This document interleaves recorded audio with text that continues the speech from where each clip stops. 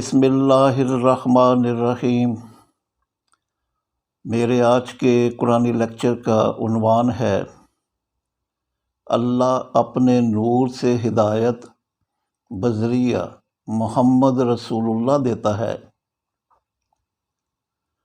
اللہ تعالیٰ نے جب انسان کو خلق کیا تو اسے پھر زندگی گزارنے کے لیے اپنی کتاب میں ہدایت بھی دے دی، یہ کہہ کر الف لام میم ذالک الکتاب لا ریب فیہ ھدی للمتقین الذین یؤمنون بالغیب ویقیمون الصلاۃ ومما رزقناہم ینفقون۔ سورہ بقرہ آیات 1 تا 3۔ الف لام میم یہ وہ کتاب ہے جس میں کوئی شک نہیں، ہدایت ہے متقین کے لیے۔ یہ وہ لوگ ہیں جو غیب پر ایمان لاتے ہیں اور صلاۃ قائم کرتے ہیں اور ہمارے دیے ہوئے رزق میں سے انفاق کرتے ہیں۔ ان آیات میں اللہ تعالیٰ نے صلاۃ اور انفاق فی سبیل اللہ کو اپنی ہدایت کہا ہے۔ انفاق فی سبیل اللہ سے مراد ہے انفاق بالزکوٰۃ، انفاق بقرض اللہ، انفاق بالصدقات، انفاق بالعفو اور انفاق بالمیراث۔ اور انفاق فی سبیل اللہ اس وقت تک عملی شکل اختیار نہیں کر سکتا کہ جب تک انسان پہلے پیشہ ورانہ ڈیوٹی اختیار کر کے کمائی نہ کرے۔ اس لیے یہاں پر صلاۃ سے مراد ہے پیشہ ورانہ ڈیوٹی۔ اور یہ ہدایت کسی انسان کو اللہ اپنے نور سے دیتا ہے، جس کے متعلق انہوں نے سورہ نور کی آیت 35 میں فرمایا، اللہ آسمانوں اور زمین کا نور ہے۔ اس کے نور کی مثال ایسی ہے جیسے کسی طاق میں چراغ ہو اور چراغ شیشے کے فانوس میں ہو، اور فانوس گویا ایک چمکتا ہوا ستارہ ہے۔ یہ چراغ زیتون کے مبارک درخت کے تیل سے روشن ہوتا ہے کہ جس کا رخ نہ تو مشرق کی طرف ہے اور نہ ہی مغرب کی طرف۔ اس کا تیل ایسا ہے کہ اگر اسے آگ نہ بھی چھوئے تو خود بخود روشن ہو جائے، اور نور بالائے نور ہے، اور اللہ اپنے نور سے ہدایت دیتا ہے اسے جو چاہتا ہے۔ اور اب یہ سوال کہ انسان کو اللہ اپنے نور کے ساتھ ہدایت کس طرح دیتا ہے، تو اس کا جواب ہے محمد رسول اللہ کو وحی کی گئی روح کو نور بنا کر۔ چنانچہ سورہ شورى کی آیات 51 تا 53 میں اللہ تعالیٰ نے فرمایا، کسی بشر کے لیے نہیں ہے کہ اللہ اس سے کلام کرے مگر وحی کے طور پر، یعنی قرآن سے، یا حجاب کے پیچھے سے، یا رسول صلی اللہ علیہ وسلم ارسال کرے کہ وہ اس کی اجازت سے وحی کرے جو وہ چاہتا ہے۔ بے شک وہ اعلیٰ حکمت والا ہے۔ اسی طرح ہم نے تمہاری طرف، یعنی محمد صلی اللہ علیہ وسلم کی طرف، اپنے امر سے روح وحی کی، اس سے پہلے تمہیں ادراک نہ تھا کہ کتاب کیا ہے اور ایمان کیا، لیکن ہم نے اس روح کو نور بنایا جس کے ساتھ ہم ہدایت دیتے ہیں اپنے بندوں میں سے اسے جو چاہتا ہے۔ بے شک تم یعنی صلی اللہ علیہ وسلم ہدایت دیتے ہو صراط مستقیم کی طرف، جو راستہ ہے اللہ کا، جس کا ہے وہ سب جو آسمانوں اور زمین میں ہے۔ سنو، سب امور اللہ ہی کی طرف لوٹتے ہیں، اس لیے کہ وہ کائنات کے حکمراں ہیں۔ یاد رکھیے، محمد رسول اللہ کا فریضہ انسانوں کو اللہ کی ہدایت دینا ہے، نہ کہ اپنی طرف سے کوئی ہدایت دینا۔ چنانچہ محمد رسول اللہ کو مخاطب کر کے اللہ تعالیٰ نے فرمایا، لیس علیک ہداہم ولکن اللہ یہدی من یشاء۔ البقرہ آیت 272۔ اے محمد، انہیں ہدایت دینا تمہارے ذمہ نہیں، بلکہ اللہ ہدایت دیتا ہے اس سے جو چاہتا ہے۔ محمد صلی اللہ علیہ وسلم سے پہلے آئے رسولوں نے بھی لوگوں کو اللہ کی ہدایت دی، نہ کہ اپنی کوئی ہدایت۔ سورہ نحل کی آیات 35 تا 37 میں اللہ تعالیٰ نے فرمایا، تو رسولوں پر کیا ذمہ داری تھی سوائے واضح ابلاغ کے؟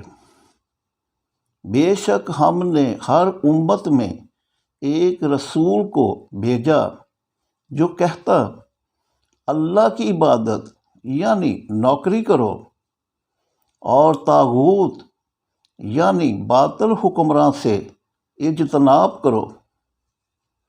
تو لوگوں میں سے بعض ایسے تھے جنہوں نے اللہ سے ہدایت پائی، اور بعض ایسے تھے جنہوں نے خود پر ضلالت یعنی پرستش مسلط کی۔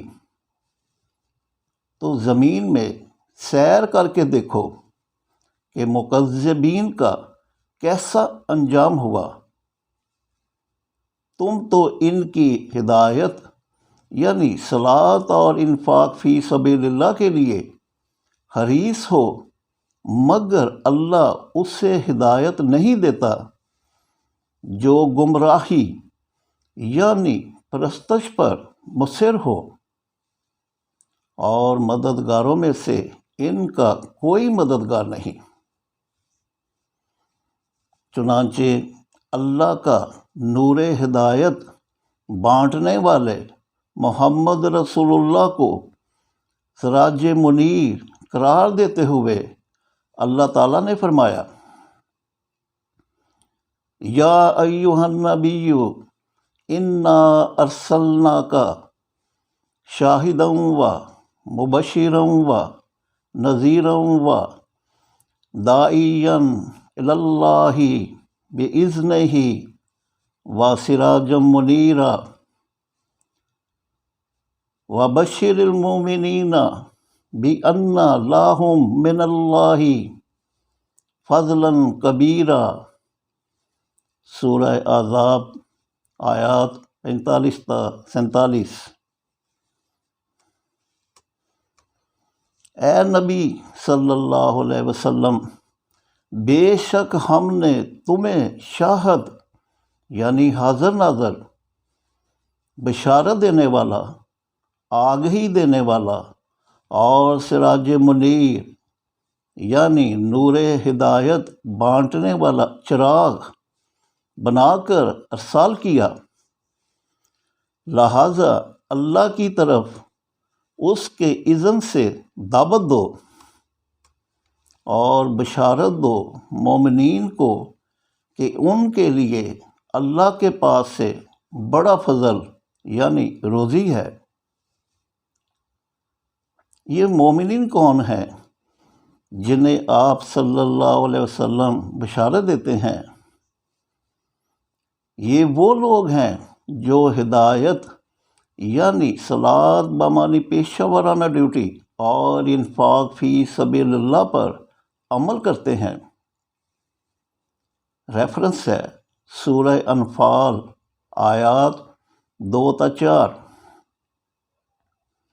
یہاں پر یہ سوال پیدا ہوتا ہے کہ محمد رسول اللہ تو اب حیات نہیں، پھر وہ کیسے آج سراج منیر بن کر مومنین کو نور ہدایت بانٹ رہے ہیں؟ تو اس کا جواب ہے اللہ کی طرف سے ان کے نفوس میں سے مبعوث یعنی اپوائنٹڈ ہو کر۔ اس حقیقت کو قرآن نے یوں بیان فرمایا، لَقَدْ مَنَّ اللَّهُ عَلَى الْمُؤْمِنِينَ إِذْ بَعَثَ فِيهِمْ رَسُولًا مِّنْ أَنفُسِهِمْ يَتْلُو عَلَيْهِمْ آيَاتِهِ وَيُزَكِّيهِمْ وَيُعَلِّمُهُمُ الْكِتَابَ وَالْحِكْمَةَ وَإِنْ كَانُوا مِنْ قَبْلُ لَفِي ضَلَالٍ مُبِينٍ۔ آل عمران آیت 164۔ بے شک یہ مومنین پر اللہ کی رحمت تھی کہ جس نے ان میں انہی کے نفس میں سے رسول یعنی صلی اللہ علیہ وسلم مبعوث کیا۔ کب کیا؟ جب وہ طالب علم تھے۔ ریفرنس ہے سورہ جمعہ آیات 2-4۔ وہ ان پر قرآن کی آیات پڑھتا اور ان کا تزکیہ یعنی شخصیت کی تعمیر کرتا اور انہیں کتاب اور حکمت کا علم دیتا تھا، حالانکہ اس سے پہلے وہ واضح گمراہی یعنی بے ہدایتی میں تھے۔ اور اب یہ سوال کہ محمد رسول اللہ مومنین کے نفس میں سے کس صورت میں مبعوث ہوتے ہیں؟ تو اس کا جواب ہے قوت کی صورت میں، اس لیے کہ وہ اللہ کے عرش یعنی سیکریٹریٹ کے پاس قوت کی صورت میں مقیم ہے کہ جنہوں نے اپنی کلام کو قول رسول کریم قرار دیتے ہوئے فرمایا، اِنَّهُ لَقَوْلُ رَسُولٍ کریم ذی قوۃ عند ذی العرش مکین مطاع ثم امین۔ سورہ تکویر آیات 19-21۔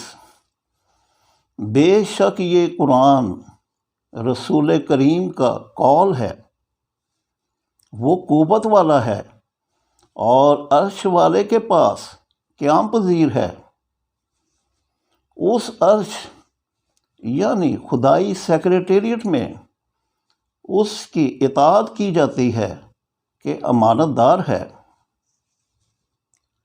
محمد رسول اللہ کی عام دیکھی قوت کی ماہیت کیا ہے ہم نہیں جان سکتے۔ اللہ نے کہا اور ہم نے مان لیا، اسی طرح جس طرح ہم کائنات میں موجود دیگر اندیکھی قوتوں مثلاً electricity, cosmic force, nuclear force,